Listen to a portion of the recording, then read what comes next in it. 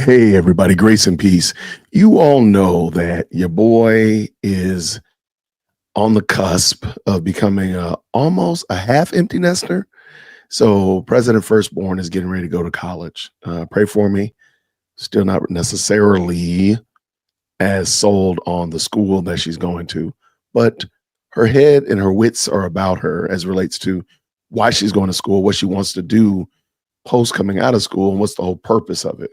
And I like that. I like that at least my wife and I have gotten into her that this is not just go to discover yourself or go find what whimsical pattern you want to follow, even though your dad might have did some of those things. So don't be like your dad.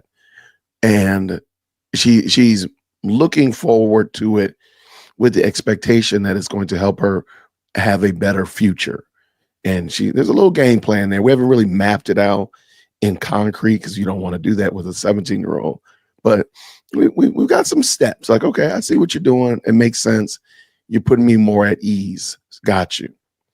So what I want to do is I want to look at Stephen Gardner. He's a fantastic content creator over here. And he's been talking about the Trump and the H-1B visa discussion.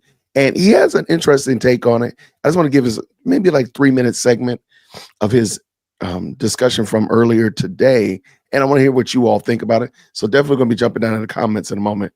Me and Stephen right next to each other. What's up, Stephen? How you doing, brother? All right, let's go. But let me know your thoughts. So I think yes, we need these people. But at the same time, if you make it difficult for American citizens to get medical degrees, engineering degrees, then that is on the government. And as you know from watching this channel, I believe a lot of the problems in our lives are because of the federal government. So I think that they need to redo the education system. I think people need to shift their beliefs about the importance of college, who needs to go to college, student loan debt. I mean, this really became a money-making scheme for getting people into debt to create an income stream for the federal government. It also benefited the Department of Education. It also benefited universities and colleges. But did it actually end up benefiting the American worker?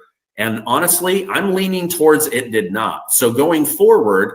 Okay, I kind of, as a former school teacher and Lady Dearworld Christian is still entrenched in education, I feel comfortable in saying the education system is not built to create, even though we're talking about the working class. I understand people say, oh, education is only meant to make you a worker. That's true to a degree.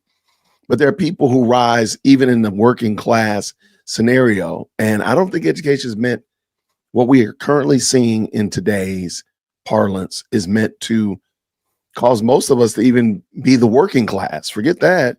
Now, we're not even talking about the rise above management or supervisor or owner class, but even in that, I don't think I feel like we're literally teaching them to navel gaze for 5-6 years and then go move back down to mom and dad's basement. But let's finish this up. I definitely believe that it needs to, like, we need to be fulfilling these jobs that people are falling behind in, especially ones that can be a good paying job. I mean, I again, on my video yesterday, I talk openly about this stuff with my children. How are you going to make enough money to provide for a family, to have children, to give me grandchildren one day, right? These are open discussions, but let me know your thoughts. So I think a couple of things are happening here. I think that the mainstream media has made a mountain out of a molehill.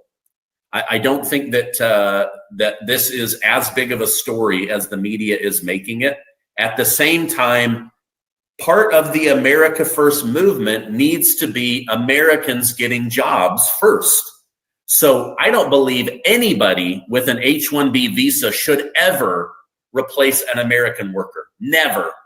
It should always be selective and bringing them in based on needs. If we're lacking in NASA, if we're lacking wherever, I think Americans should fulfill those duties first. We interrupt this program to bring you a special report. Hi, my name is Nikki. I'm studying Latin American women and visual culture. Yeah. Hi, I'm Melanie. I'm studying the unseen body and creative spaces of Eurasian exposure of the queer. Yeah. Hey, I'm Nina, and I studied the arts, education, and social justice. Yeah. I'm Joyce. I study decolonial intimacies, indigenous politics of resistance. Yeah. I'm Victoria, and I studied remembering or forgetting, navigating international conflict through collective memory. Yeah. Hi, I'm Yvonne, and I studied monstrosity, the subaltern praxis. Or should I say I created it? Yeah. Hi, I'm Nunyala. I'm studying living artfully, art as ritual therapy and pathways of decoloniality. Yeah. I'm Naomi, and I'm studying Black political economy. Yeah. I'm Natalie, and I'm studying fashion history and gender studies. Yeah. And now back to your regularly scheduled program. At the same time, we can't fall behind in technology. America is always on the leading edge of new technology, and we have to remain there. And so this is kind of a tough one, but I'm definitely leaning more towards America first. Give Americans incentive to have families. Give Americans incentive to have babies. Give Americans education opportunities that actually lead to money-making opportunities. Like now a word from our sponsors. We've been paying on these loans for 15 or 20 years, and I still owe the exact same amount that I owed when I borrowed it. I have paid $50,000 to my $50,000 loan. I've paid over that, and I still owe like $47,000. They're never going away. I could pay on them for 50 years, and when I die, the bill will go in my casket with me. You want to know why people don't want to pay them? It's because they're never ending. It's not like a normal loan. They're impossible to pay, and the interest rates are astronomical, and they don't want us to be able to pay them off. They're predatory, and they should be illegal. Getting an education should be free. We live in America. Nothing is free. So in America, you can go to college for $200,000 and not even be guaranteed a job. If you get a job, you might make $20 an hour, the same as the guy at McDonald's, but have to pay student loans back. I think I don't need the government to do those things. I will say, though I agree with Americans should be striving to have families and have more babies and get better education, better jobs, better opportunities. I agree with all those things. I don't need the government to do those. What we need, however, is the government to get out of the way and allow us to do what we do, which is to create more opportunities, move out of the way, remove regulation, lower taxes, allow me to have more money that I can spend on education, on another baby, so on and so forth. So I agree with them, but I just don't need the government to do it. I remember when I graduated from the David Eccles School of Business at the University of Utah, right? Like a highly prestigious business school. They told me, okay, you're going to go out into the business world and you can anticipate making $30,000 to $35,000 a year. I was blown away. Like, wait a minute. I went to college for all these years to be told that I'm going to make less money than I made. I was making $30,000 to $35,000 a year going to college full time. My part-time job was making that, right? So again, the American school system needs to educate people in ways that can be a job, in ways that can provide for a family. We need to get rid of all of these stupid college education diplomas that literally do nothing for benefiting the country, like gender. Okay, before he gets in there, write down in the comments below, what is a degree that you heard of that you think is totally useless? Somebody told me this a couple of weeks ago, and I'm maybe about a month ago, and I was like, man, that is it. Any degree that ends in the word studies is a garbage degree. Any degree that ends in the word studies. Because just think about it. What are you going to do with that? What are you going to do with that? You're not going to, there's not aerodynamic studies. There's not nuclear physics studies. There's not underwater basket weaving studies. There's not. It's always something very frilly and ethereal and you can't honestly tell me that you know what job you're going to be doing and what it's going to be making doing studies job. But let's let them tease it out. Let's go.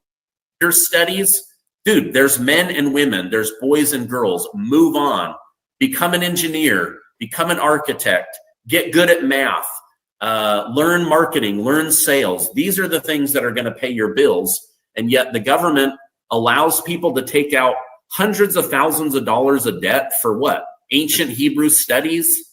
Like, come on, dude, just read the Bible. You don't need to go to college for ancient Hebrew studies. All right, the final story, big story. Shout out to you. Shout out to Stephen Gardner, great content creator. Definitely, I'll leave the link to the full video down below. But I just thought that was interesting, especially if you're like me and you're on the cusp. Maybe you have a rising senior or a rising junior that'll be getting ready to transition from your home soon enough. And you kind of wonder, like, what are they going to do? Think about what they can do that's tangible. How do they add value to society? How do they add value to the community? Because that's where the money's going to be, in helping and raising other people up and providing a service. I really believe that's where the success is. But what do you think down in the comments below? Let me know what you think. And until next time, everybody, grace and peace.